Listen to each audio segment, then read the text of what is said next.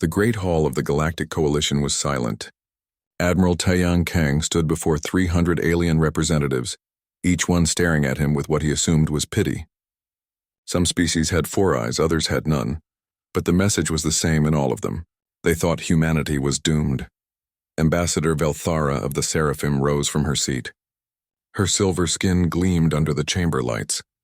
She spoke in the universal tongue, her voice soft and sad. Admiral Kang, we understand your fear. The Vrelth Dominion is approaching your worlds. We are truly sorry, but you must understand that resistance is pointless. 27 civilizations have faced the Vrelth in the last 100 years. All of them surrendered.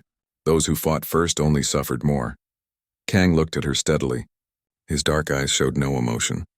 He had expected this. The coalition was built on peace, on cooperation, on diplomacy. They had not fought a war in 10,000 years. They had forgotten how. With respect, Ambassador, Kang said, humanity requests military support. We have 50 warships. The Vrelth are bringing 300. We need allies. A murmur ran through the hall. Several aliens shook their heads. One delegate from the Torvan Empire stood up. His shell-like body made clicking sounds as he moved. Admiral, we cannot help you fight. The coalition does not engage in warfare. We have not for millennia. Our ships are not built for combat. Our people do not train for battle. We survive through peace. Now, then how do you survive the Vrelth? Kang asked. We surrender, Velthara said simply. The Vrelth occupy our worlds for a time. They take resources. They demand tribute, but they do not destroy us completely. It is manageable. Better than extinction. Kang felt something cold settle in his stomach. These people had given up. They had chosen slavery over freedom, because they thought freedom was impossible. He bowed slightly. Thank you for your time, he said. Humanity will consider your advice. He turned and walked out. Behind him, the aliens whispered among themselves. They were planning memorials for humanity, he realized. They had already accepted that humans would be conquered or destroyed. 3 hours later, Kang sat in a secure room aboard his flagship. The faces of his commanders looked at him from holographic displays. Captain Mireille Song appeared from her destroyer, the HNS Retribution. Lieutenant Commander Jinwoo Park stood beside her. Dr. Hana Yoon was connected from her research station. Major Daeho Choi joined from the Marine barracks. They refused, Song said. It was not a question. They did more than refuse, Kang replied. They told us to surrender. They said fighting would only make it worse. Choi laughed, but there was no humor in it. So we are alone. We have always been alone, Kang said. These species have lived in peace for 10,000 years. They have forgotten what war means. They have forgotten what it takes to survive when someone wants to destroy you. Park brought up a holographic display. It showed the Vrelth fleet moving through space toward human territory. 300 warships, each one larger than anything humanity had built. The display estimated their arrival in 6 days. I have studied their tactics, Park said. The Vrelth fight with overwhelming force. They do not use strategy or deception. They simply crush their enemies with superior numbers. It has worked for 300 years. Because no one has fought back, Song said. Every species they have faced surrendered quickly. The Vrelth have never experienced real resistance. Yoon leaned forward. Her face was pale but determined. I have been working on something. New weapons. They are based on old human designs from before we joined the coalition. Designs we were asked to forget. Kang looked at her. Show me. Yoon pulled up schematics. Nuclear mines. Kinetic missiles that could punch through shields. Energy weapons designed not to disable but to destroy. Conventional weapons that the peaceful coalition had banned centuries ago. These violate 17 coalition treaties, Velthara said later that evening. She had come to Kang's ship in secret. If you use these weapons, you will be expelled from the coalition. If we surrender, we lose our freedom, Kang replied. If we fight and lose, we die free. If we fight and win, maybe we teach the galaxy something it has forgotten. Velthara looked at him with her large, sad eyes. You do not understand. The Vrelth cannot be beaten. It is mathematically impossible. They have too many ships, too many soldiers, too much experience. Experience conquering people who do not fight back, Kang said. We are different. How? She asked. Kang stood and walked to the window. Outside he could see Earth in the distance, blue and beautiful and fragile. He had been a soldier for 40 years. He had fought in the Mars Rebellion when colonists tried to break away. He had seen friends die. He knew what war cost. "We remember," he said quietly. "While the galaxy had peace, we had war. We fought each other for thousands of years. We studied strategy and tactics not as history but as survival. We know how to kill because we have been doing it since we lived in caves. The Vrelth think they are warriors, but they have only fought prey. They have never fought another predator." Velthara said nothing. After a moment, she left. On the 6th day, the Vrelth arrived. Captain Song watched from the bridge of the Retribution as their massive fleet emerged from faster-than-light travel. They moved in a simple formation, confident and unconcerned. They had done this hundreds of times before. A communication came through. Warlord Krathnos appeared on the screen. He was huge, covered in dark scales with eyes like black stones. His voice was deep and harsh. "Humans, your coalition friends have abandoned you. You face the might of the Vrelth Dominion. Surrender now and you will become tributaries. Your losses will be minimal. Resist and we will destroy every ship, every station, every colony. You have 1 hour to decide." Song looked at Park. He nodded. She looked at her crew. Young faces, scared faces, but determined. They knew what was coming. They had trained for this. She opened a channel back to the Vrelth. "Warlord Krathnos," she said calmly. "Humanity declines your offer." There was a pause. Then Krathnos laughed. It was a terrible sound, foolish. "You will regret this." "Perhaps," Song said. "But there is something you should know." "What is that?" Song smiled. It was not a pleasant smile. It was the smile of someone who had made peace with what they were about to do. "Since you chose battle, let us show you how it is done." She cut the transmission. Behind her, Park began issuing orders. The human fleet started to move. They did not charge forward. They did not form a defensive line. Instead, they scattered, breaking apart and retreating in what looked like panic. On the Vrelth flagship, Krathnos watched with satisfaction. The humans were running, as he expected. He ordered his ships to pursue. The hunt had begun. But on the Retribution, Song was not running. She was leading. And behind her, hidden in the asteroid field ahead, waited 50 human warships and 1,000 mines, all invisible to Vrelth sensors. All waiting, the trap was set. Humanity was about to teach the galaxy a lesson it had forgotten. War was not about numbers. It was about will. And humans had plenty of that. The Vrelth advance fleet moved through space like a pack of hunting animals. 30 warships, each one bristling with weapons. They had done this countless times before. Chase down the frightened prey, corner them, destroy them if they resist, accept their surrender if they are smart. Commander Tekvar watched the human ships flee ahead of his formation. Pathetic, he thought. They scatter like insects. He had expected more from a species that dared to refuse surrender. But they were like all the others in the end, scared, weak, doomed. The tactical officer reported that the human vessels were heading toward the asteroid field in Sector 7. Tekvar smiled with amusement. They hoped to hide among the rocks. He ordered his ships to follow. They would dig the humans out like vermin. On the bridge of the Retribution, Captain Song watched the Vrelth ships follow exactly as Park had predicted. She felt her heart pounding but kept her voice calm. She asked about distance to the kill zone. Park replied 2 minutes. He was studying multiple displays at once. The Vrelth were maintaining formation. They had not scattered to pursue individually. They still thought in terms of overwhelming force. Song noted that it always worked for them. Until today, she opened a channel to the other human ships. All 10 of them were scattered across the asteroid field, pretending to hide. In reality, they were bait. The real force waited in the shadows. She commanded all units to prepare weapons and get ready for the attack pattern. On her mark, the Vrelth fleet entered the asteroid field. Tekvar felt confident. His shields were strong. His weapons were superior. The asteroids provided no real cover from his sensors. He could see every human ship trying to hide. He ordered his crew to target the closest vessel and fire when ready. That was when everything changed. The asteroids exploded. Not random explosions. Coordinated detonations. Dozens of them had been hollowed out and filled with nuclear mines. The blasts tore through the Vrelth formation like a hammer through glass. Tekvar staggered as his ship shook. Warning lights flashed across every console. 3 ships in his fleet simply vanished, torn apart by the nuclear fire. 5 more were crippled, their shields down, their systems failing. He roared demands to know what happened and where those weapons came from. His tactical officer was frantically checking sensors. The asteroids themselves were weaponized. This was planned. This was a trap. Before Thekvar could respond, the human ships that had been fleeing suddenly turned. All of them. And behind them, emerging from the shadows of larger asteroids, came 40 more human vessels. Ships that had been hidden, powered down, invisible. Song commanded all ships to open fire and show the enemy what humanity brought to this fight. The human fleet unleashed weapons the Vrelth had never seen. Kinetic missiles moving at impossible speeds, too fast for point defense to stop. They slammed into Vrelth hulls with devastating force.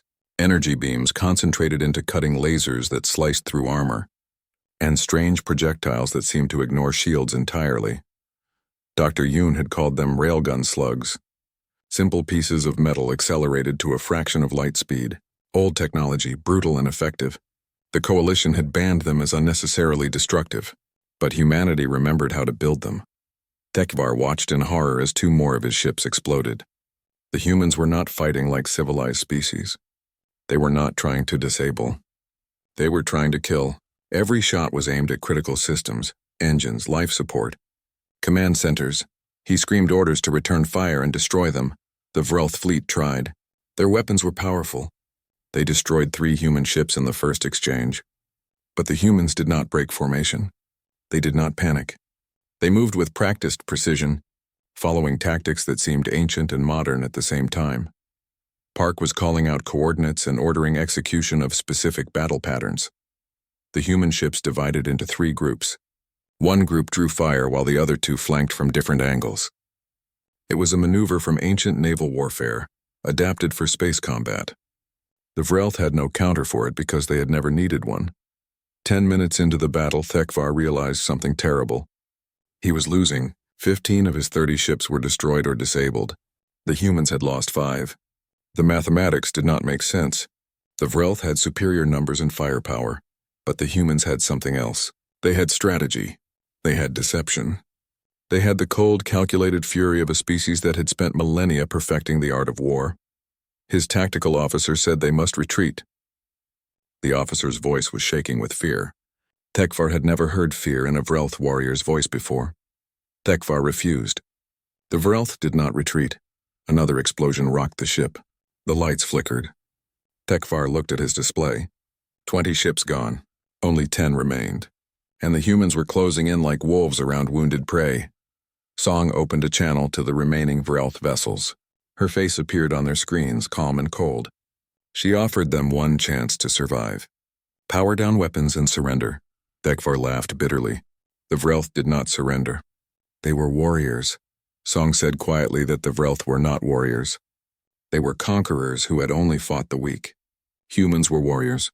There was a difference. The Vrelth had 10 seconds to decide. Thekvar looked at his remaining ships. His crew, the young officers who believed in Vrelth superiority. He thought about the hundreds of worlds they had conquered. Not one had ever fought back like this. He made his choice. He ordered all ships to retreat at full speed. Break formation and scatter. Get back to the main fleet. Warlord Krathnos must know what they faced. The surviving Vrelth ships turned and fled. Song watched them go. Park looked at her questioningly and asked if they should pursue. Song said no. Let one ship escape. Let them report what happened here. Let Warlord Krathnos hear about his first defeat in 3 centuries. She looked at the debris field that had been a Vrelth fleet. 22 enemy ships destroyed. 5 human ships lost. It was a victory. But as she looked at the casualty reports coming in, listing the names of the dead, it felt hollow. This was what humanity was good at. This was what they remembered when others forgot. The cost of survival measured in blood and fire. Across the galaxy, Observer 9th of 15 received the sensor recordings from the battle. It studied them with growing unease. The humans had fought with a sophistication that should have taken centuries to develop. Their tactics showed deep understanding of warfare principles. The Observer began writing its report. It would title it First Contact with a Warrior Race. The galaxy needed to understand what humanity was. Not explorers who could fight. Not scientists who knew how to defend themselves. But warriors who remembered every lesson written in blood across 10,000 years of human history. And now those warriors had just won their first battle against an enemy that had never known defeat. The Observer wondered what would happen next. It suspected the galaxy was about to learn something it had tried very hard to forget. War was not ancient history. It was not a relic of primitive times. It was a skill like any other, and humanity had never stopped practicing. 3 months had passed since the great battle at Earth. 3 months of stalemate. The Vrelth held position at the edge of human space, wary of another attack. The human fleet patrolled constantly, exhausted but determined. Both sides bled resources and waited for the other to make a mistake. In the coalition assembly, the delegates watched with mixed feelings. Some admired human courage. Others were horrified by human methods. But all of them understood that something fundamental had changed. For the first time in 10,000 years, someone had fought the Vrelth and survived. Ambassador Velthara visited Admiral Kang again. She found him in his private quarters studying old books, physical books, paper and ink, ancient things from Earth's history. She asked what he was reading. Kang showed her the cover. The Art of War by Sun Tzu, a book written thousands of years ago by a Chinese general. He explained that humans had been writing about warfare for millennia, not celebrating it, understanding it, learning from it. Velthara sat down. She looked tired. The silver of her skin seemed dimmer than before. She said the coalition wanted to negotiate. They would offer the Vrelth tribute to leave human space, gold resources, technology, anything to end this war. Kang shook his head. He explained that would only delay the problem. The Vrelth would take the tribute and come back stronger. They would see it as weakness. No, there was only one way to end this. Complete victory. Velthara asked how he planned to achieve that. Humanity had 15 warships left. The Vrelth had 160. The mathematics had not changed. Kang smiled. He said mathematics was not everything. There was psychology, morale, will. The Vrelth thought they were invincible. He was going to prove them wrong. 2 days later, the human fleet made an unexpected move. All 15 remaining warships left Earth orbit. They did not head toward the Vrelth. Instead, they traveled in the opposite direction, using faster-than-light travel to disappear from sensors. Krathnos received the reports with confusion. Where were the humans going?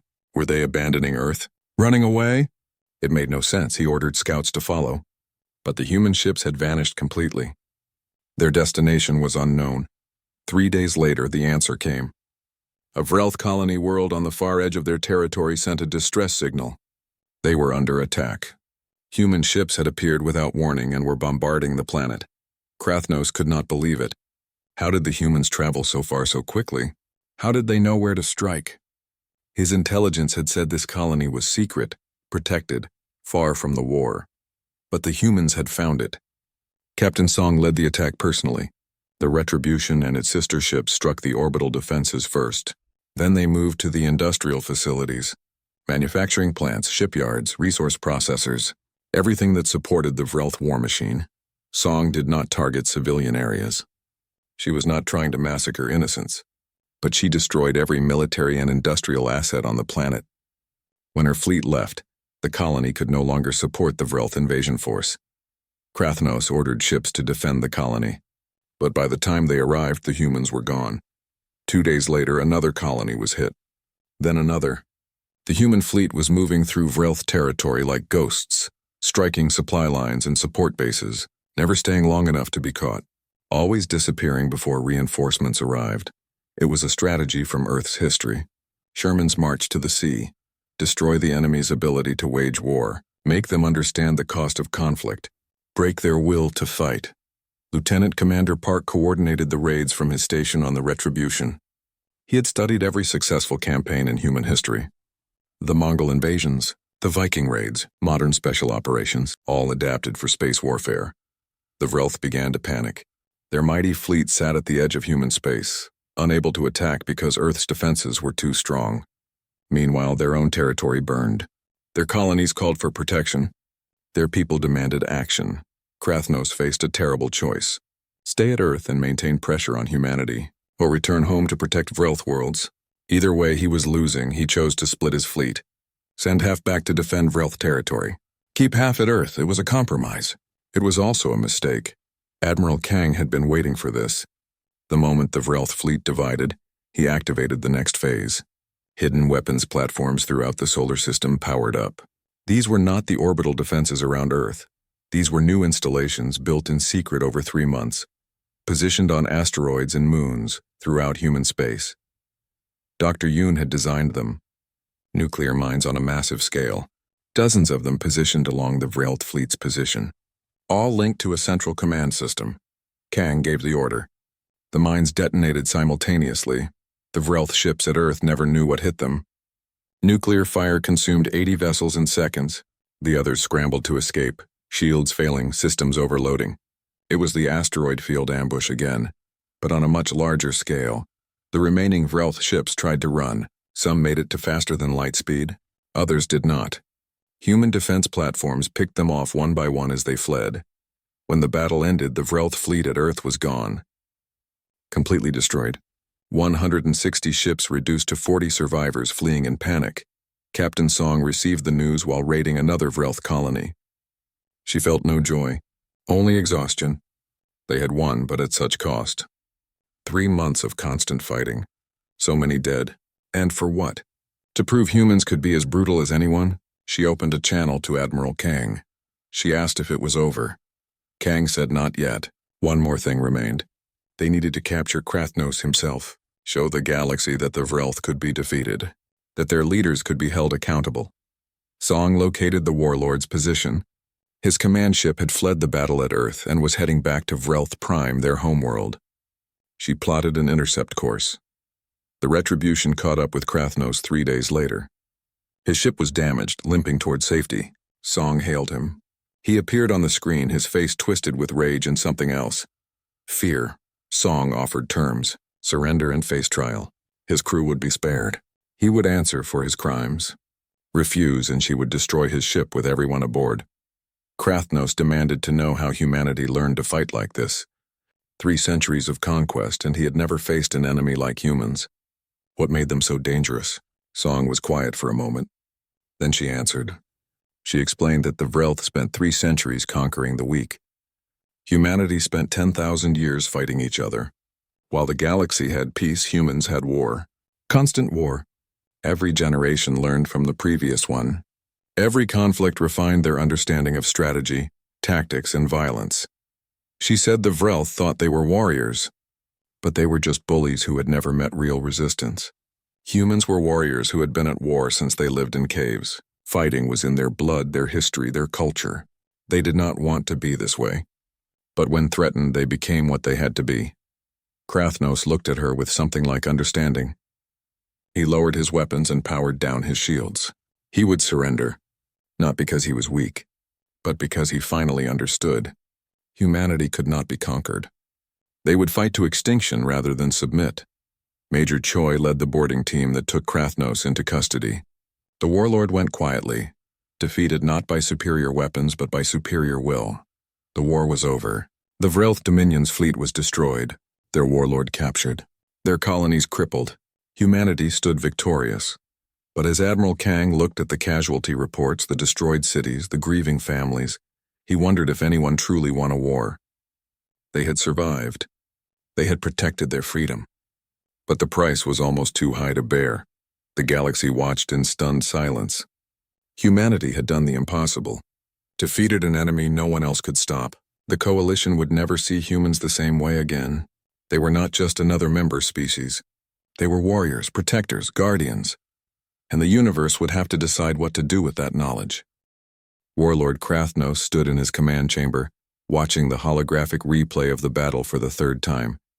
His claws dug into the metal railing. Around him, his generals stood silent. No one wanted to speak first. The recording showed his advanced fleet being torn apart by human weapons. Nuclear mines hidden in asteroids, kinetic weapons that punched through shields, coordinated tactics that split his forces and destroyed them piece by piece. 22 ships lost in 30 minutes. In 300 years, the Vrelth Dominion had never lost a battle. They had conquered 200 worlds. Every species had surrendered quickly once they saw Vrelth power.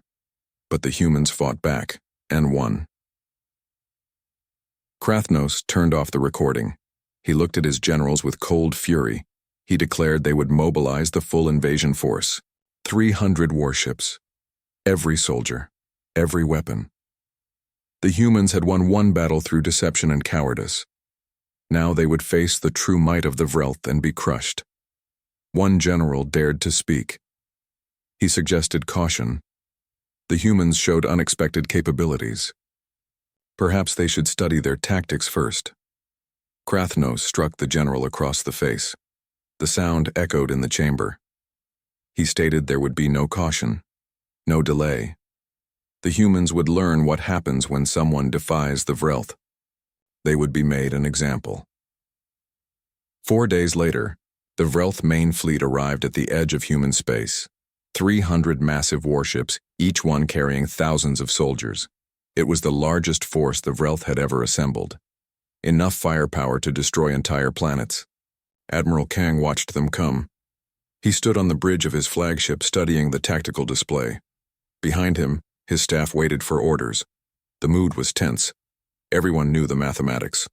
Humanity had 50 warships left. The Vrelth had 300. Even with superior tactics, the numbers were impossible. Captain Song appeared on the communication screen. Her face was tired.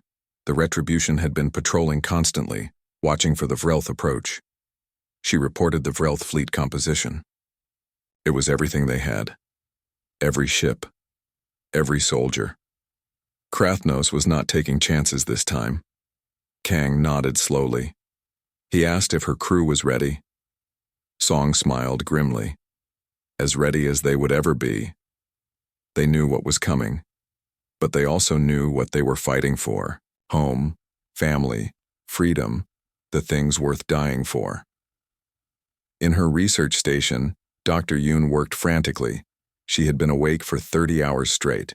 Her team was completing the final modifications to a new weapon system. Something desperate, something terrible. They had taken civilian transport ships and converted them into weapons platforms. Each one was filled with nuclear warheads and equipped with basic AI pilots. Drones, essentially. Suicide ships that would ram Vrelth vessels and detonate. Her assistant asked if she was sure about this. These weapons violated every rule of civilized warfare. They were war crimes by coalition standards. Yoon looked at him with hollow eyes. War crimes only mattered if you lost. If they lost this battle, there would be no humanity left to prosecute. So yes, she was sure. The Vrelth fleet moved into human territory with overwhelming confidence. Krathnos ordered his ships into a massive formation. A wall of steel and firepower that stretched across space. There was no subtlety, no strategy, just raw power meant to crush any resistance. He broadcast a message to all human forces. Surrender now or watch your worlds burn. There would be no mercy this time, no chance to submit after battle, only destruction. Admiral Kang sent the reply himself. One word: no. The battle began at dawn on Earth. The human fleet split into 5 groups. Not a unified formation. Each group operated independently, hitting the Vrelth from different angles. It was guerrilla warfare adapted for space. Strike and fade. Attack weak points. Never meet the enemy in direct combat where their numbers mattered most. Lieutenant Commander Park coordinated the chaos from his station. He watched dozens of displays at once, tracking every human ship, every Vrelth vessel, every weapon fired. He called out orders based on patterns from ancient Earth battles. Tactics used by generals thousands of years ago, now applied to warfare among the stars. The Vrelth tried to respond, but their coordination broke down. They were used to fighting in massive formations against stationary targets. The human hit-and-run attacks confused them. By the time they turned to face one group, another would strike from behind. But the numbers still mattered. The Vrelth lost 20 ships in the first hour. The humans lost 8. Simple mathematics said humanity would run out of ships first. That was when Dr. Yoon released her drones. 50 civilian ships converted into weapons, launched from hidden positions throughout the solar system. They looked like normal vessels fleeing the battle. The Vrelth sensors identified them as refugees, easy targets. The Vrelth ships moved to intercept them. That was the mistake. The drones accelerated to maximum speed and rammed the Vrelth vessels. Each one carried enough nuclear material to vaporize a ship. The explosions lit up space like new suns. 30 Vrelth ships destroyed in seconds. Krathnos roared in fury. He recognized the tactic now. The humans were not fighting with honor. They were using every dirty trick, every underhanded method, every brutal strategy they could think of. This was not war as the Vrelth understood it. This was something savage and desperate. He ordered his fleet to target Earth directly. If the humans wanted to fight dirty, he would burn their homeworld. 100 Vrelth ships broke formation and headed for Earth. They would bombard it from orbit, turn the surface to glass, show the humans the price of resistance. But Earth was protected. Humanity had spent decades building orbital defense platforms, weapons satellites, shield generators, things the Coalition thought were paranoid and unnecessary. Now they activated all of them. The Vrelth ships ran into a wall of fire. Railguns fired from the surface, energy cannons from orbital stations, missile batteries from the moon. The humans had turned their entire home system into a fortress. The Vrelth lost 40 ships trying to reach Earth. They never got close enough to fire a single shot at the planet. Major Choi led the next phase. Marine boarding teams launched from hidden positions, small, fast ships that attached to damaged Vrelth vessels. The Marines cut through hulls and fought their way inside. The Vrelth had never experienced boarding actions. Their enemies always surrendered before it came to that. They were unprepared for humans in powered armor fighting room by room through their ships. Choi's Marines used tactics from urban warfare, clearing corridors and compartments with ruthless efficiency. One boarding team reached the command deck of a Vrelth cruiser. Choi himself led the assault. The Vrelth commander drew his weapon to fight. Choi shot him without hesitation. There was no honor in this, no ceremony, just survival. They took control of the ship and turned its weapons on the Vrelth fleet. 5 more enemy vessels destroyed by their own weapons before they realized what happened. The battle raged for 6 hours, the longest 6 hours in human history. When it finally ended, both fleets were crippled. The Vrelth had lost 140 ships. The humans had lost 35. Krathnos looked at the carnage and felt something he had never experienced before. Doubt. The humans were not superior in technology. They did not have better weapons or stronger ships. But they fought with a ferocity that shocked him. They used tactics he had never imagined. They were willing to sacrifice everything. He ordered a temporary retreat to regroup. His generals looked at him in surprise. The Vrelth never retreated, but he was beginning to understand something. The humans were not like other species. They did not fight to win. They fought to survive. And there was a difference. On Earth, in the command center, Admiral Kang watched the Vrelth fleet pull back. His staff cheered. They had survived. Against impossible odds, they had held the line, but Kang did not cheer. He looked at the casualty reports. 35 ships lost, thousands dead, entire crews gone. Young people who would never go home. He thought about Dr. Yoon's drones, filled with civilians who volunteered to become weapons. He thought about the Marines who died in boarding actions, the cost of survival. Song appeared on his screen. She asked if he was all right. Kang was quiet for a moment. Then he said they had won a battle, but the war was not over. The Vrelth still had 160 ships. Humanity had 15. They needed a new strategy, something that would end this permanently. Song understood. She asked what he had in mind. Kang looked at the star map showing Vrelth territory. He smiled, but it was not a kind smile.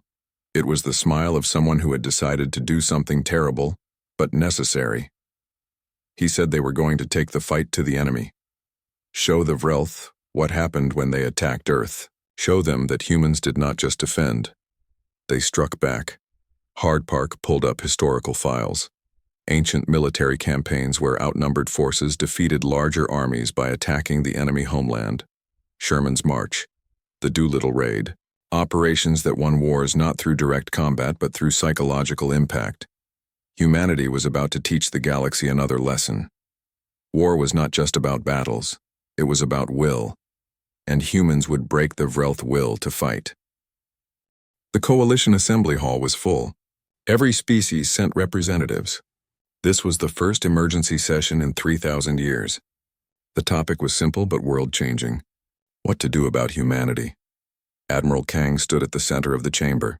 Around him, hundreds of alien faces watched with expressions ranging from fear to awe to anger. He wore his dress uniform, clean and pressed, hiding the exhaustion that went down to his bones. Behind him on screens, footage played. The battles. The destruction. The human victory. The High Chancellor of the Coalition, an ancient being from a species that had outlived stars, spoke first. Its voice echoed through translation systems. The Chancellor acknowledged that humanity had achieved something remarkable. They defeated the Vrelth Dominion. But at what cost? The methods humans used violated 17 coalition treaties. Weapons of mass destruction, targeting of civilian infrastructure, psychological warfare. These were crimes by any civilized standard. A delegate from the Torvan Empire stood up. He called for humanity's expulsion from the coalition. They were too violent, too dangerous. They proved they could not be trusted. Other voices joined in. Some agreed. Some defended humanity. The chamber filled with argument and debate. Kang waited patiently, letting them speak. He had expected this. Finally, Ambassador Velthera stood. The room quieted. She was respected, her words carried weight. She looked at Kang, then at the assembly. She said yes. Humanity broke treaties. Yes, they used terrible weapons. Yes, they fought with brutality that shocked the civilized galaxy. But they also saved themselves. They refused to surrender. They refused to accept slavery. And they won.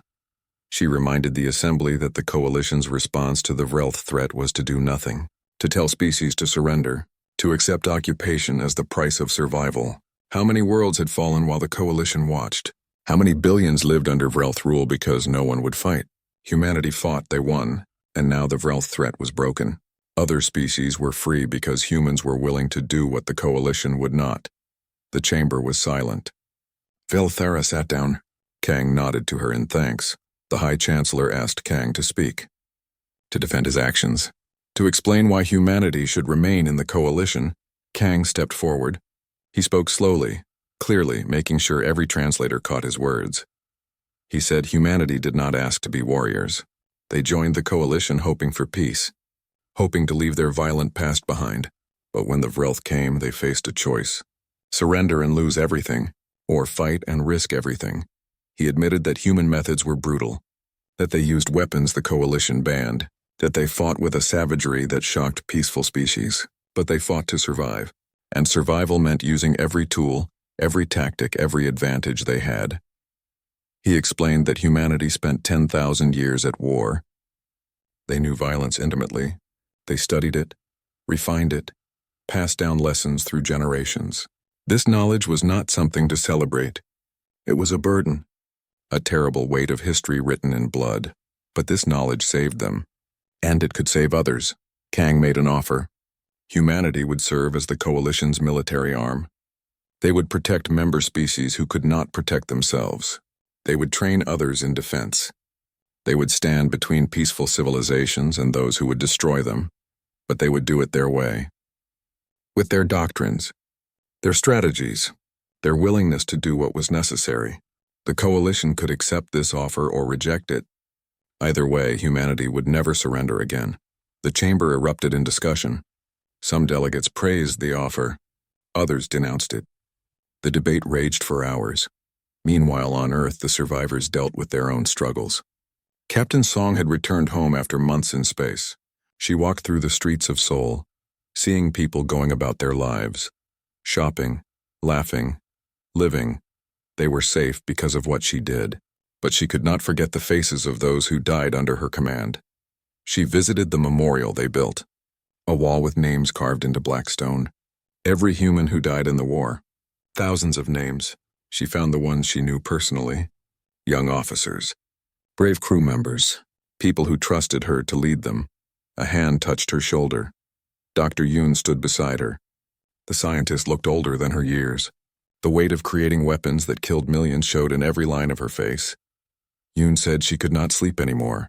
Every time she closed her eyes, she saw the drone ships ramming Vrelth vessels, saw the nuclear fires, heard the screams. She wondered if she was a monster. Song took her hand. She said they all wondered that. Every person who fought, every person who killed, Every person who survived while others died, but they did what they had to do. The alternative was extinction. Yoon asked if that made it right. Song said no, it did not make it right. It made it necessary. There was a difference. They would have to live with that difference for the rest of their lives. Lieutenant Commander Park was teaching now. The coalition requested human instructors to establish military academies. He stood before a class of young aliens from a dozen species. They looked at him with curiosity and fear. He taught them basic tactics. Not the brutal methods humans used in the war, but defensive strategies, how to protect their homes, how to think like warriors even if they came from peaceful cultures. One student asked if war was inevitable, if violence was the only answer. Park thought carefully before answering. He said peace was always preferable. Diplomacy was always the first choice. But sometimes, despite all efforts, conflict came. And when it did, being prepared was the difference between survival and extinction. He told them that humanity did not glorify war. They honored those who fought when they had to. They remembered the cost. They hoped that by teaching others, fewer species would face what humanity faced. Major Choi returned to the Marine training grounds. He was training the first generation of Coalition Marines, volunteers from peaceful species who wanted to learn how to fight. Not for conquest, for protection. They were awkward at first, unused to violence. But Choi was patient. He showed them that fighting was not about anger or hatred. It was about discipline, training, doing what was necessary to protect others. He told them that humans fought so others would not have to. But if others needed to fight, humanity would teach them, would stand beside them, would ensure they never faced threats alone. Back in the Coalition Assembly, the vote was called. Should humanity remain in the Coalition? Should they be granted the role of military protectors?